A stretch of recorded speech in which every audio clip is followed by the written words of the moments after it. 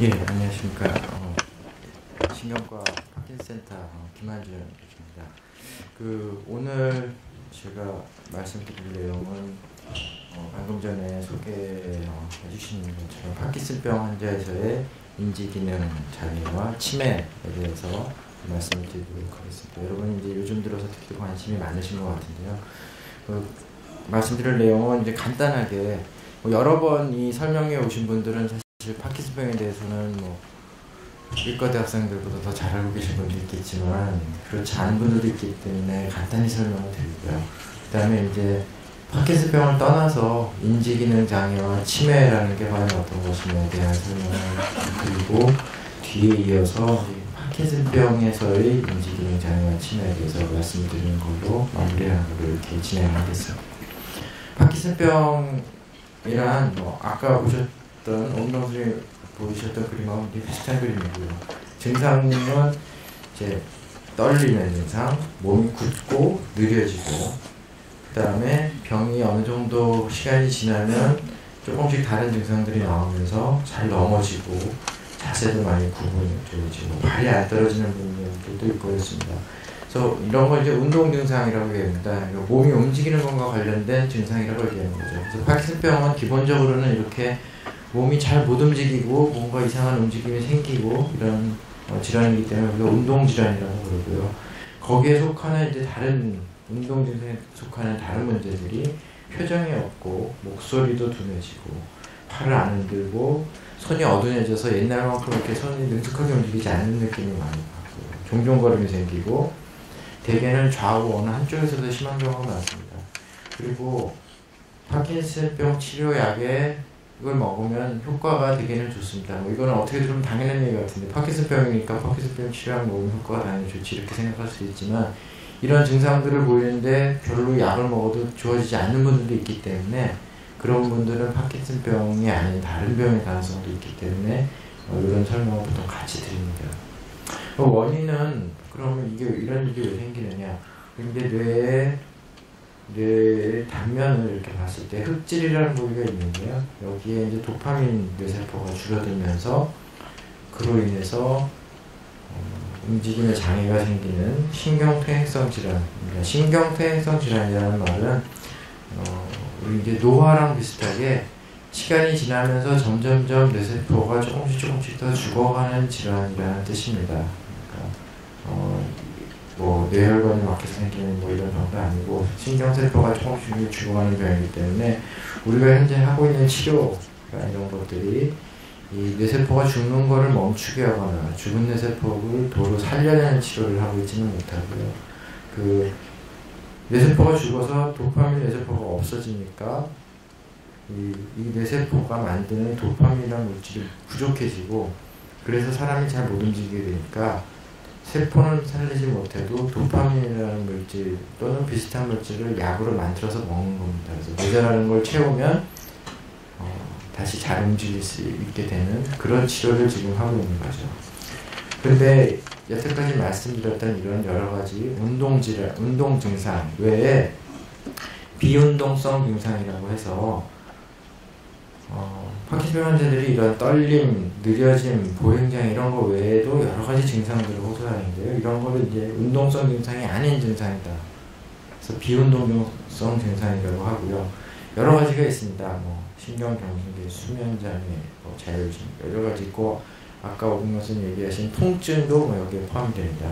그 중에서 신경경신계 증상 중에서도 여러 가지가 있는데 이 부분에 대해서 오늘 말씀을 드리는 그런 강의가 되겠습니다.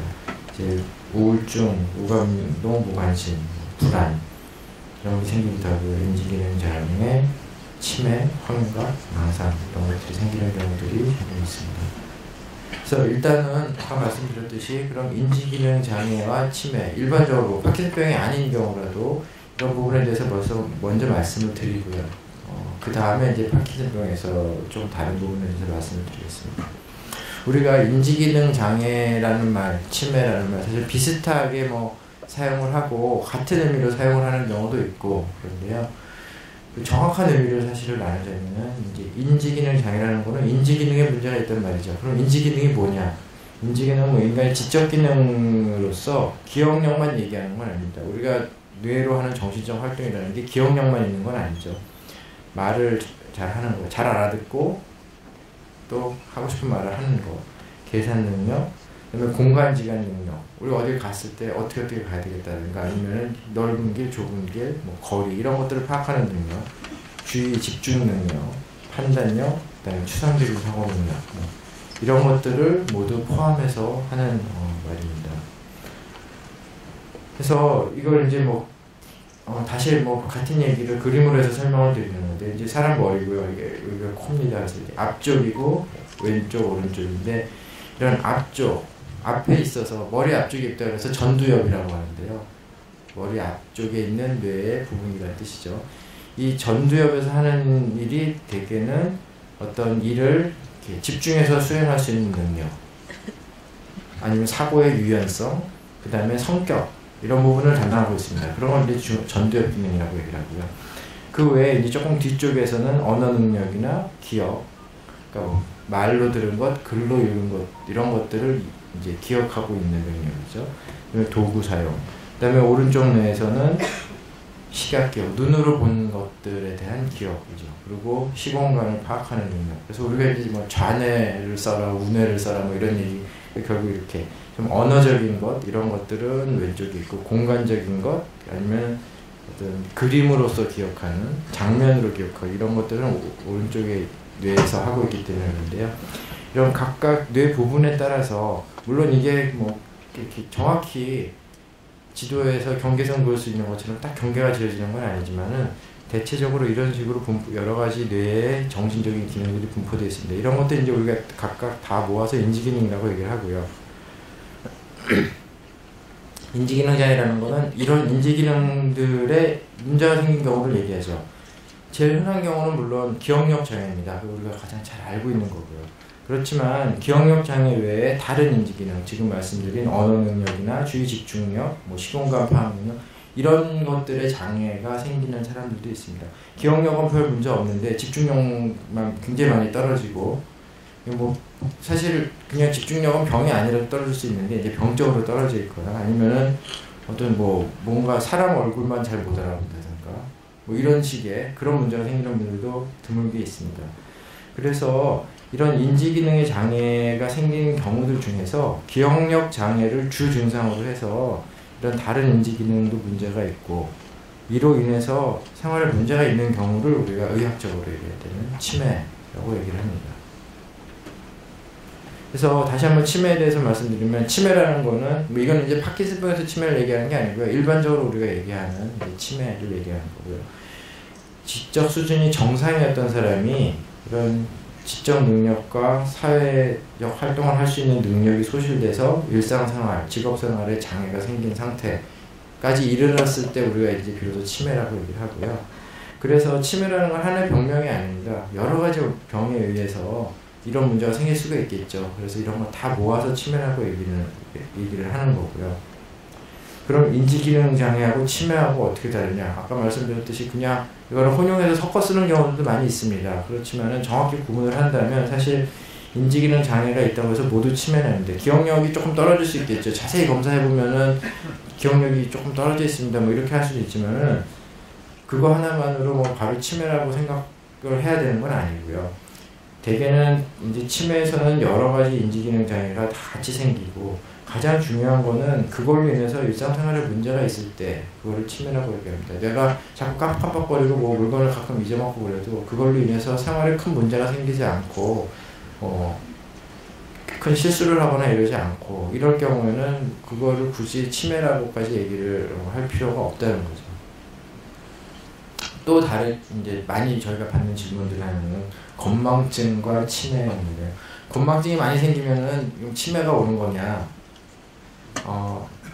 맞다라고도 할 수 없고 아니다라고도 할 수 없는데요. 그 질문에 대해서는 이제 건망증과 치매에 대해서 좀 구분을 해서 이제 알고 계실 필요가 있습니다. 건망증은 되게 기억을 했는데 머릿속에 들어있는 걸 다시 꺼내는 게 잘 안 돼가지고 발생하는 현상입니다. 그래서 천천히 생각해 보거나 아니면 나중에 딴 생각하다 갑자기 다시 생각이 나거나 그게 다시 기억이 나는 경우가 많고요. 건망증이 있다고 해서 나중에 치매가 되는 거는 아닙니다. 물론 치매 환자들이 아주 처음에 초기에는 마치 건망증과 같은 증상으로 시작하는 경우도 있지만 그런 건망증이 있는 환자들 중에서 건망증이 있는 건 뭐 환자라고 할 수는 없죠. 건망증이 있는 분들이 그렇다고 다 치매로 가느냐 그렇지 않은 경우가 훨씬 더 많기 때문에 건망증은 곧 치매로 가는 길이다라고 생각하시는 거는 너무 과장된 생각입니다. 그래서 되게 건망증 증상에서는 있습니다. 약속이 있었는데 장소, 시간이 기억이 안 나네 뭐 이런 거나 아니면 약속 저녁 때 돼서 점심 때 약속이 있었는데 내가 잊어먹고 지나갔다 이런 식으로 되는 경우는 이제 건망증인 경우가 많고요. 그게 아니고 이제 갑자기 전화가 왔어요. 근데 전화를 받았더니 오늘 약속 있는데 지금 다 모였는데 왜 안 나오냐는데 나는 이런 약속을 했던 기억조차 전혀 나지 않는다. 이런 경우에는 이제 뭐 치매다 이렇게 얘기를 하지만 이것도 이제 예를 들어서 표현한 거고 100% 맞는 얘기는 아닌데 예를 들자면 이제 이런 식이라는 거죠. 이런 일이 있었다고 해서 당장 걱정하실 필요는 없습니다. 그리고 또 다른 질문들은 옛날에 그리고 많이 그렇게 생각을 했죠. 뭐 나이가 들면 치매는 다 오는 거 아닙니까? 라고 지금도 그렇게 말씀하시는 분들이 사실 많이 있고요. 그 예전에는 정말 그렇게 생각하는 분들이 많았죠. 근데 이제 연세가 드신 분들에 대한 어떤 인지기능 검사나 이런 것들을 해보면 사실 연세가 드시면서 인지기능이 떨어지는 부분이 많이 있습니다.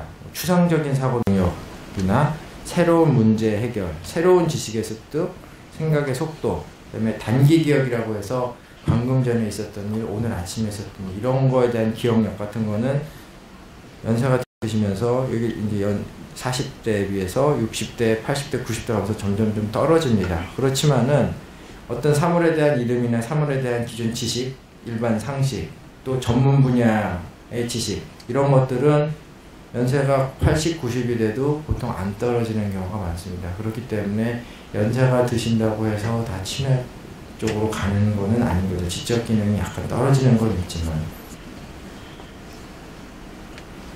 그리고 이제 요즘 들어서 뭐 이런 치매 쪽에 관심이 있는 분들은 경도인지장애라는 얘기를 또 들어보신 적이 있을 겁니다. 이게 이제 의학적으로도 최근에 이제 만들어진 개념인데요. 이거는 일반 치매에서 이제 정상이었다가 치매로 가는 중간 과정에 이런 단계를 거친다라고 생각해서 만들어진 이제 병명인데요. 치매는 아니지만 스스로 자기는 기억력이나 뭔가 이렇게 지적 기능이 옛날보다 떨어진다고 느끼게 되고 검사를 해보면은 그런데 별 이상은 없어요. 근데 정상인보다는 조금 나쁘지만 뭐 크게 문제가 있는 정도는 아니고 이걸로 인해서 일상생활에는 아무 문제가 없고 그렇지만 이런 분들이 이제 시간이 지나면 이런 검사상의 이상 그리고 인지기능 장애가 점점 심해지면서 치매로 간다라고 이제 처음에는 해서 나왔던 개념인데 그래서 이제 경도인지장애죠. 가벼운 인지장애라는 건데 근데 경도인지장애가 치매가 될 확률은 경도인지장애도 없는 분들보다는 확률이 좀 높지만 이런 게 있는 분들이 오랜 시간이 지나도 그냥 이 상태에서 머물러 있거나 아니면 다시 좋아지는 분들도 많이 있어요. 그래서 이런 게 있다고 다 치매가 되는 건 아닙니다. 그럼 치매 환자에서 어떤 문제가 생기느냐? 이제 인지기능에 대한 문제가 주 문제가 되는 병이니까 인지기능 장애가 여러 가지 생기겠죠. 아까 말씀드렸듯이 제일 중요한 건 기억력 장애고요. 기억력 장애의 특징은 최근에 들어온 기억부터 먼저 없어집니다. 그래서 방금 전의 일 아니면 오늘 아침의 일, 어제 일, 지난주의 일 이런 것들은 잘 잊어먹고요. 10년 전의 일, 20년 전의 일, 어렸을 때 일, 이런 거는 생생하게 기억을 합니다. 그러니까 환자분들이 최근 일은 기억 안 나고 옛날 일 기억 잘 나니까 병이 조금씩 지나갈수록 자꾸 옛날 얘기만 많이 하시는데 정말 생생하게 얘기를 하시죠. 근데 그렇게 생생하게 기억을 하시는 분들이 오늘 아침에 뭐 드셨어요? 기억을 못하는 거죠. 그러니까 새로 들어온 기억부터 지워지기 시작하는 거라고 생각을 하시면 되고요. 그 다음에 시공간 파악력 장애가 생겨서 잘 다니던 길을 못 찾는 경우도 있고 옛날에는 뭐 잘 모르는 곳도 대충 이렇게 얘기를 듣고 찾아갔었는데 이제는 그게 잘 안 되시고 이제 그런 문제들이 생길 수가 있고요. 단어가 생각이 안 나서 말할 때 자꾸 그게 뭐더라 뭐 예를 들어 가위가 생각이 안 나서 그 종이 자르는 거 뭐 이런 식으로 얘기를 하게 된다거나 이런 경우들이 많이 있고요. 집중력이 떨어지고 계산도 잘 안 되고, 그다음에 실행 능력 장애라는 거는 뭐 도구를 사용하는 거 이런 건데, 가위 같은 거 사용하는 거, 면도기 사용하는 거 이런 것들이 옛날만큼 능숙하지가 않고, 인지불능증 이게 봐도 이게 뭔지를 잘 모르는 그런. 근데 이런 게 조금씩은 다 있을 수 있습니다. 그러니까 이런 게 있다고 다 치면 아니니까 너무 걱정하시지는 말고요. 근데 이제 이런 것들이 어느 정도 이상이 돼서 일상생활에 문제가 될 정도가 되면 그때 치매라고 얘기를 하는 거고요. 인지기능 장애 외에도 사실은 어떤 면에서는 환자 그리고 특히 보호자, 가족들을 더 힘들게 하는 거는 기억력이 떨어지는 것도 있지만 이런 행동, 심리, 정신 증상이 사실은 더 힘든 경우도 있습니다. 공격적이 되고 잠을 안 주무시거나 낮밤이 바뀌거나 음식을 너무 많이 캐럿 드신다거나 성적으로 옛날부터 굉장히 이렇게 과한 행동을 하시려고 하신다거나 자꾸 돌아다니고 망상, 환각 뭐 이런 것들이 생기는 분들이 많이 있고요. 그래서 기억력뿐만 아니라 이런 것들도 같이 조절을 해야 됩니다. 치매 종류가 뭐가 있느냐? 치매는 점점 진행하는 신경 파킨슨병처럼 점점 진행하는 신경 퇴행성 질환으로서의 치매가 뭐 알츠하이머 치매 많이 들어보셨을 거예요. 그 다음에 전두축두엽 치매, 파킨슨 치매, 루이치 치매 이런 것들이 있고요. 예방 가능한 치매로서 이제 뇌혈관이 안 좋아져서 생기는 혈관성 치매가 있습니다. 그 다음에 뭐 이런 문제들로 생기는 치료 가능한 치매가 있지만 이런 것들은 굉장히 좀 적고요. 또 증상이 이제 빠른 속도로 보통 진행하고 이러기 때문에 우리가 하는 검사나 이런 것들이 다릅니다. 여기서 보시면 알겠지만 전체 치매 다 합쳐서 봤을 때 반 이상의 알츠하이머 치매입니다. 우리가 오늘 얘기하려고 하는 파킨슨병 치매는 굉장히 적은 부분에 속하죠. 전체 치매를 놓고 봤을 때는요. 좀 치매를 일으키는데 이제 어떤 사람이 더 잘 걸리느냐, 보통 나이가 더 그러니까 위험성이 더 커지느냐, 어떤 상황에서 나이가 드실수록 커지고요. 여자가 남자보다 약간 확률이 높은 걸로 되어 있습니다. 가족에 치매가 있으면 좀 가지는 가능성이 높고요. 어떤 치매랑 관련된 유전자적인 소인이 있는 분들도 있는데 이런 건 뭐 내가 어떻게 할 수가 없는 거죠. 내가 조절할 수 없는 거고요. 조절할 수 있는 것들은 과도한 음주, 흡연, 비만, 이런 것들은 뭐 건강검진 이런 걸 통해서 보는 거지만 나머지 대부분은 일상생활에서 본인이 스스로 조절을 할 수 있는 부분, 다 줄일 수 있는 부분들입니다. 그리고 보호인자도 항상 제일 위에 운동이 나오죠. 그리고 교육과 지적 자료, 그러니까 머리를 자꾸 써야 된다는 거죠. 어떤 면에서. 네, 뭐 염증 억제제, 항산화제 이런 것들은 이런 연구 결과들이 있지만 아직까지 적극적으로 권할 만큼 이렇게 뭐 확실한 증거들은 아닙니다. 음주도 적절하게 하는 건 좀 낫다는 얘기도 있는데 적절한 게 어디냐에 대한 것도 결정이 안 돼 있고요. 치매를 예방하는 약을 주세요. 뭐 예를 들어서 그런 분들이 있는데 사실 치매를 예방하는 약이라고 특히 알츠하이머 치매를 예방하는 약 이런 약은 아직까지 나와 있는 약은 없습니다. 혈관성 치매 같은 경우에는 뇌혈관을 보호하는 아스피린이나 뭐 이런 것들을 먹으면은 좀 나빠지는 걸 막을 수 있겠죠. 그렇지만은 신경 퇴행성 질환으로서의 치매를 예방하는 약이 나와 있는 건 아니고요. 그럼 치매 어떻게 진단하느냐? 외래 그냥 오셔서 치매 진단하러 왔어요. 치매 진단 해주세요. 이런 분들이 가끔 있습니다. 근데 치매는 일단은 아까 말씀드렸듯이 인지기능 장애로 인해서 일상생활 문제가 있어야 치매이기 때문에 그런 문제 없이 잘 지내는 분들한테서는 이런 검사를 사실 할 필요도 없습니다. 그래서 인지기능 장애가 의심되는 환자에서 시행을 하고요. 인지기능 검사, 이거는 학교 다닐 때 IQ 테스트 했던 것 같은 그런 비슷한 거를 해서 인지기능이 실제로 떨어져 있는지 봅니다. 그 다음에 이제 행동심리 증상, 무슨 불안, 우울증, 환각, 망상 이런 것들이 있는지 보고요. 일상생활 능력이 인지기능으로 인해서 지장을 받는지에 대한 것들을 평가를 하는 이런 것들은 이제 인지기능 검사에서 다 같이 하게 되고요. 그 다음에 이제 피검사하고 아주 소수의 경우에는 뇌척수액 검사, 유전자 검사, 뇌조직 검사 이런 걸 하는 경우도 있지만 굉장히 드물고요. 그 다음에 이제 뇌 영상으로 주로 MRI를 찍고 필요한 경우는 뭐 PET라든가 뭐 이런 좀 핵의학적 촬영 검사를 합니다. 그래서 MRI 하나 딱 찍어가지고 치매가 있다 없다, 앞으로 치매가 생길 거다 아니다라는 걸 알 수 있는 건 아니거든요.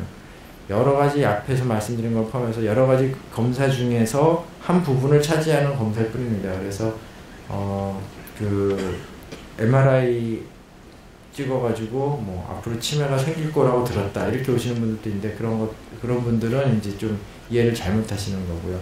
MRI가 괜찮아도 또 치매가 올 수 있는 거기 때문에 이거는 보조적인 검사라는 거를 이해를 하시면 좋겠습니다. 치료는 어떻게 하느냐? 현재 이 그 알츠하이머나 이런 신경퇴행성 치매 같은 경우에는 증상을 기억력을 조금 좋게 하는, 뇌를 더 잘 쓰게 하는 거죠. 그런 치료지 뇌세포가 안 죽게 하는 치료는 아니고요. 그래서 여러분이 이제 알고 있는 약들은 뭐 한글로 써놓은 게 여러 가지 이런 약들이 있고요. 기억력 향상 외에 행동 심리 증상 조절을 위해서 막 굉장히 과격하거나 헛것을 많이 본다든가 이러면 항정신병약, 우울증약 이런 것들을 드시는 게 필요한 경우들도 있습니다. 그 다음에 인지치료, 행동치료 해가지고 뭐 이렇게 집단 치료한다든가 미술치료, 그 다음에 뭐 그 사람들과의 뭐 서로 대화하고 활동하는 이런 치료, 음악치료 이런 것들 있잖아요. 그런 것, 작업치료 이런 것들도 상당히 많이 도움이 되고, 어떤 경우에는 약을 먹는 거 이상으로 도움이 많이 되는 경우들도 있기 때문에 이런 치료를 이제 병이 걸리셨을 경우에는 이런 치료를 보통 같이 병행을 하시는 게 도움이 많이 됩니다. 치매에 대해서 이제 잘못된 상식도 사실 상당히 많은데요. 유전된다. 가족 중에 치매가 있으면 본인의 치매 발생률이 올라가는 건 사실입니다. 그렇지만 그 올라가는 정도가 굉장히 미미하고요. 또 꼭 그런 것도 아닙니다. 그렇기 때문에 이건 뭐 완전히 맞는다고 할 수는 없고요. 대소변을 못 가리고 이렇게 돼서 이게 치매가 된 거 아니에요? 이렇게 물어보시는 경우도 있는데, 치매가 아주 심해지면은 이런 증상이 나타나는 경우도 있지만 별 인지 기능에 큰 장애가 없거나 약간 장애가 있는 분이 뭐 갑자기 대소변을 못 가린다 이런 거는 치매 때문에 그런 게 아니라 다른 문제 때문인 경우가 훨씬 많습니다. 뭐 예를 들면 척수신경 손상이나 신경계통 이상 이런 경우들이 많기 때문에 이렇게 시작되는 치매는 없거든요. 그러니까 그런 거 그런 부분이 있고요. 그 다음에 선망이라는 게 있습니다. 그래서 현재 노인분들이 몸이 뭐 굉장히 뭐 폐렴 같은 게 걸렸다든가 아니면 우리 다리를 부러져서 수술하려고 병원에 입원했는데, 입원하고 그날 밤이 됐는데 밤에 갑자기 막 헛소리하고 얘가 어딘지도 모르고 가족도 못 알아보고 막 소리 지르고, 낮에는 좀 괜찮아지는데 다음날 저녁 또 이러고 이런 경우들이 있습니다. 근데 이런 경우를 우리가 선망이라고 얘기하고요. 치매하고는 다르고, 치매는 이렇게 하루아침에 갑자기 생기는 경우가 없습니다. 그리고 이런 경우는 대부분의 경우는 적절한 뭐 치료를 하거나 아니면 이 선망에 대한 아무 치료하지 않아도 몸 컨디션이 좋아지면 그냥 저절로 다시 좋아져서 예전 상태로 돌아오는 경우들이 많습니다. 그 다음에 이제 많이 듣는 얘기죠. 또 화투를 치면 치매가 예방되느냐. 아무것도 안 하고 그냥 멍하니 앉아있는 것보다 낫겠지만요. 그래도 이렇게 가만히 자리에 앉아서 제한적인 두뇌 활동만 하는 것보다는 일상생활 내에서 자꾸 많이 다니시고 사람들을 만나고 사람들하고 얘기하고 이런 것이 훨씬 도움이 된다. 그래서 같은 시간에 이런 걸 하시는 게 더 좋죠. 뭐 우스갯소리로 얘기하는 분들은 화투를 맨날 치면 치매 걸려도 화투는 칠 수 있습니다. 이렇게 얘기하는 분들도 있으니까요. 사실 이제 이거는 아주 좋은 방법은 아닙니다. 그 활동을 많이 하시는 게 더 좋은 방법이죠. 그래서 파킨슨병과 치매에 대해서 남은 시간 동안 말씀을 드리겠습니다. 사실 이 파킨슨병에서 치매가 옛날에는 그 연구 논문 이런 데서도 파킨슨병은 치매가 안 생긴다, 안 생기는 병이다라고 연락이 돼 있었는데요. 이제 최근 들어서 이제 많이 연구를 하면서 치매가 생기는 경우들이 있다는 것들이 나왔고, 사실 어떤 우리가 이제 병을 연구하고 이러면은 그 병을 진단하는 기준이 있잖아요. 이런 게 있으면 파킨슨 치매다, 뭐 이런 그런 기준이 파킨슨병에서는 지금 나온 지가 한 5년 정도밖에 안 됩니다. 그러니까 연구된 게 사실은 그렇게 아주 많은 편은 아니죠. 그래서 말씀드렸듯이 최근에서 이제 연구한 결과 보면 파킨슨병 환자 일부에서, 다는 아니고요, 일부에서 발생하는 게 알려져 있고요. 그래서 이런 경우를 이제 파킨슨병 치매라고 보통 부릅니다. 근데 아까 말씀드린 것처럼 치매 말고 이제 인지기능 장애, 경미한 인지기능 장애, 일상생활에는 별 지장을 주지 않는 이런 경우는 초기에서부터 자세히 검사를 해보면은 경미한 인지기능 장애가 있는 경우들이 꽤 있고요. 주로 전두엽, 아까 말씀드린 그 뇌 앞쪽 관련 인지기능 검사에서 검사상 이상을 보인다. 그래서 집중력 떨어지고 생각의 유연성 떨어지고 주의력이 떨어지고 참을성이 좀 없어진다든가 이런 게 이제 나타나는 경우들이 있는데요. 그게 예전과 좀 다르다라고 느끼는 정도지 뭐 그로 인해서 어떤 문제가 생기거나 이러는 경우는 사실 별로 없습니다. 그러면 얼마나 많은 파킨슨 환자에서 진짜 치매가 생기느냐, 일상생활에 문제가 생길 정도로 연구마다 차이가 많고요. 아직 사실 확실한 결론은 없지만은 어떤 연구에서는 전체 파킨슨병 환자 다 모아놓고 보면 30~40%다 이런 분도 있고요. 그렇지만 또 어떤 분들은 1년에 10명에서 1명 정도 걸로 생기는 거고 뭐 아니면은 좀 더 적다.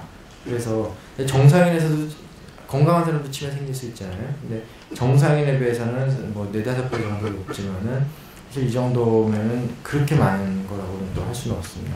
그리고 또 어떤 연구에서 보면은 5년, 발병 5년에 지나면은 한 3분의 1에서 4분의 1 환자에서 치매가 오는데 첫 5년 동안 이만큼 오는데 그 다음에 10년 지나면 이 정도입니다. 그러니까 뭐 10년, 15년 지나면 한 반 정도에서 생길 수가 있다고 하는데 안 생기는 사람이 또 반인 거고요. 그리고 여기서 보면은 초기에 좀 생기는 환자들이 좀 있고 그 이후에 지나면서는 오히려 생기는 비율이 조금 더 적은 것 같이 보이기도 합니다. 그래서 뭐 이 정도인데요. 사실은 이게 뭐 어떤 나라마다 또 다를 수도 있고 그 다음에 어떤 환자들을 데리고 하느냐에 따라서도 다를 수 있고 이렇기 때문에 이 정도 선에 이제 연구 결과들이 있다는 거지 확실히 이게 결론적으로 말씀드릴 수 있는 건 아닙니다. 그러면 파킨슨 치매는 특징이 어떠냐? 아까 말씀드린 일반적인 치매 대표적으로 알츠하이머병 이런 거랑 다르게 인지기능상에서 기억력 장애도 물론 어느 정도는 있지만 전두엽 기능 장애가 나타나는 경우가 많습니다. 그래서 아까 말씀드린 것처럼 주의 집중력 떨어지고 계획 수립하고 추진하는 이런 것들이 떨어지는데 앞에서 말씀드렸듯이 치매가 아닌 파킨슨 환자에서도 이런 게 조금은 떨어질 수 있고요. 그런 게 좀 떨어져 있는 분들이 시간이 지나면서 점점점 전두엽 기능이 떨어지면서 치매가 되는 경우도 있지만 그냥 떨어져 있는 상태에서 5년, 10년 지나도 그냥 그 상태로 계속 가고 더 이상은 떨어지지 않아서 치매로 가지 않는 환자도 많기 때문에 지금 전두엽 기능 장애가 있는 걸로 인해서 이게 앞으로 치매가 되는 신호다라고 그렇게 꼭 해석을 할 필요는 없을 것 같습니다. 기억력 장애는 우리가 알고 있는 보통 치매보다는 조금 덜하고요. 시공간 파악 능력 같은 게 좀 떨어집니다. 언어 기능 장애는 뚜렷하지 않고 생각의 속도가 좀 느립니다. 그러니까 물어보면 제대로 대답 다 하시는데 이렇게 반응이 느린 경우들은 많고요. 몸이 느리고 또 발음이 둔하고 표정이 없고 이러니까 실제보다 그냥 보기에는 훨씬 더 인지기능이 떨어져 있는 사람처럼 보이는 경우들도 많습니다. 근데 사실은 그렇지 않은 경우도 꽤 있다는 거죠. 그 외에 이제 인지기능 외에 행동 심리 증상을 말씀드리면은 파킨슨 치매가 있는 환자에서 제일 잘 생기는 행동 심리 증상이 이제 환각 증상입니다. 반에서 생기는데 동물이나 사람 같은 게 보인다고 하고요. 이제 자다가 밤에 꿈꾸는 거 말씀드리는 게 아니고 낮이나 초저녁 이렇게 잠자고 있지 않은 시간에도 이런 게 보이는 경우들이 있고 걸어놓은 옷이 사람처럼 보이기도 하고 누가 있는 것 같은 느낌 옆에 누가 있는 것 같은 느낌 이런 게 있는 경우도 있습니다. 근데 이런 환각은 치매가 없는 환자에서도 생기는 경우가 있고 소리가 들리고 아니면 무슨 이렇게 몸에 뭐가 닿아 있다는 느낌 같은 걸 얘기하는 분들도 있고요. 망상도 한 3분의 1 정도 환자에서 얘기를 합니다. 우울증은 한 10% 정도 환자에서 생기는데 그냥 약간 기분이 우울하다, 심한 우울증은 아니지만 그런 분들은 꽤 많고요. 불안, 그 다음에 뭐 관심이 없고 무슨 일이 있어도 흥미도 없고 감동도 못 느끼고 이런 분들이 또 좀 있습니다. 그렇지만 공격적 행동이나 분노내고 화내고 막 쉽게 짜증내고 이런 증상들은 별로 많지 않습니다. 어떤 환자에서도 잘 발생하는지도 사실 아직 뭐 연구가 시작된 지 얼마 안 되기 때문에 잘 알려져 있지는 않은데요. 연세가 많은 분들, 그러니까 발병 연령은 상관없습니다. 뭐 50대 생겼건 80대 생겼건 연령은 별로 상관없는데 현재 연령이 높은 분들에서 조금 더 확률이 높다고 되어 있고, 그다음에 이제 보행장애가 심하고 중심잡기 어려움이 심한 환자들, 그다음에 경고인지장애가 이미 있는 분들, 환각이 있는 분들, 이런 분들에서 좀 자주 발생하고요. 이 렘수면장이라고 다음 시간에 우리 김영원 선생님이 말씀드릴 부분이 있는데, 이런 게 있는 분들이 치매가 좀 잘 생긴다라는 그 얘기하는 연구자들도 있지만 아직 확실한 건 아닙니다. 가족력도 가족 중에 치매가 있다고 해서 이런 게 잘 생기는지는 확실하진 않고요.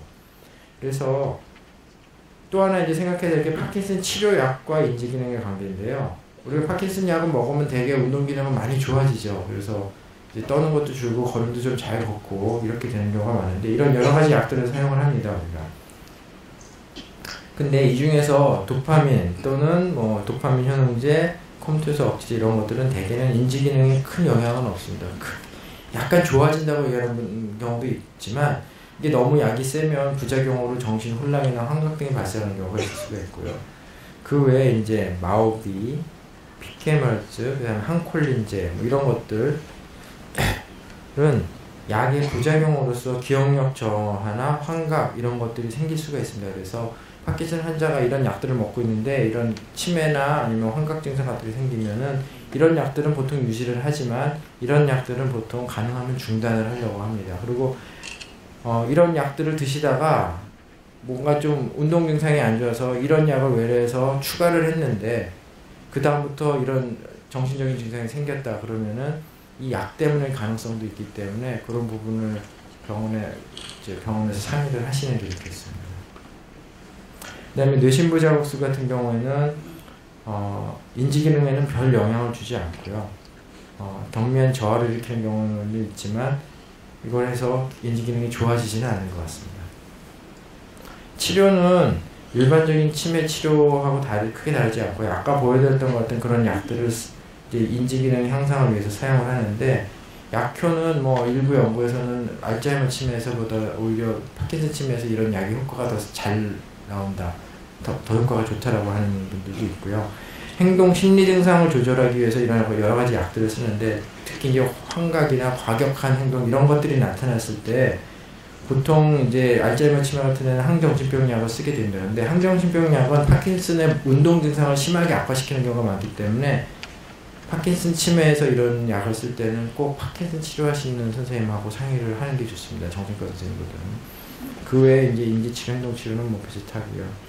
그리고 마지막 슬라이드가 되겠는데, 파킨슨 증후군이라고 해서 이제 파킨슨병과 굉장히 비슷한 게 초기에 비슷한데 진행 속도가 빠르고 약도 안 듣고 균형장애가 굉장히 초기에 뭐 2, 3년 새에 생겨서 잘 넘어지고 이런 병들이 있습니다. 여러 가지 이런 파킨슨 증상이 생기면서 플러스 그 외에 다른 증상이 생기는 이런 병을 파킨슨 증후군이라고 하는데요. 여기 뭐 몇 가지 병들이 있습니다. 이런 병들 중에서 이제 뭐 루이체 치매나 아니면 진행성 핵상마비 이런 병들, 피질기질병, 아마 이름도 굉장히 어려운 병들인데요. 저희가 외래에서는 그냥 파킨슨 증후군이라고 설명을 드립니다. 이런 병들 중에 일부가 치매가 동반되는 경우가 있고요. 특히 이제 루이체 치매 같은 경우에는 환각 같은 게 굉장히 심하고, 그 환자가 아무 이유 없이 어떤 날은 굉장히 좋고 어떤 날은 굉장히 인지기능이 나쁘고 이런 경우, 또 몇 시간 동안은 인지기능이 굉장히 나쁘고 저절로 다시 좋아지고 이렇게 왔다 갔다 하는 경우도 있고, 그러면서 약간의 파킨슨 증상이 있고 이런 질환들도 있어서 파킨슨병 치매랑 연관이 있는 거라고 생각합니다. 완전히 같은 병은 아니지만 이런 질환이 있다는 것도 간단히 소개를 드리겠습니다. 그래서 마지막으로 요약을 드리면, 치매란 뭐 일상생활에 문제가 생길 정도의 인지기능 장애를 말하고요. 경미한 기억력 장애가 다 치매가 되는 건 아닙니다. 그리고 진단은 인지기능 검사, 혈액 검사, 영상 검사를 종합해서 하게 되고요. 파킨슨병 환자 일부에서 치매가 생길 수가 있습니다. 그리고 운동, 금연, 절주 등을 통한 신체 건강 유지와 활발한 정신활동, 사회활동 이런 거는 치매 예방에 도움이 되기 때문에 적극적으로 하시는 게 좋겠습니다. 이상입니다.